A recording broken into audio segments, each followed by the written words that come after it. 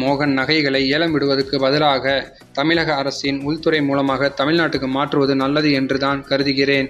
ஆகவே தமிழக அரசு செயலாளர் அந்தஸ்தில் உள்ள ஒரு அதிகாரியை நியமித்து அவர் மூலமாக போலீசாருடன் இணைந்து நகைகளை பெற்றுக்கொள்ள வருமாறு உத்தரவிடுகிறேன் என்று தெரிவித்தார்.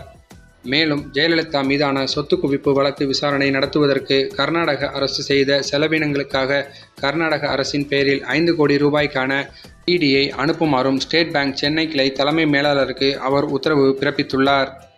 இந்த நிலையில்தான் ஜெயலலிதாவின் நகைகளை தமிழக அரசிடம் ஒப்படைக்க நீதிமன்றம் முடிவு எடுத்துள்ளது. அதன்படி அந்த நகைகளை ஸ்டாலின் மனைவியான துர்கா ஸ்டாலின் வாங்க உள்ளதாகவும் ஒரு தகவல் சொல்லப்பட்டு வருகிறது. ஜெயலலிதாவின் நகைகள் ஸ்டாலின் வீட்டுக்கு வருவது அதிமுகவினர் இதற்கு எதிர்ப்பு தெரிவித்து வருகிறார்கள். ஆனால் ஜெயலலிதாவின் நகைகளை வாங்க துர்கா ஸ்டாலின் சம்மதம் தெரிவித்து விட்டதாகவும் ஒரு தகவலும் சொல்லப்பட்டு வருகிறது. இந்த தகவல் அதிமுகவினரை அதிர்ச்சியடைய வைத்து வருகிறது. சரி, இந்த செய்தி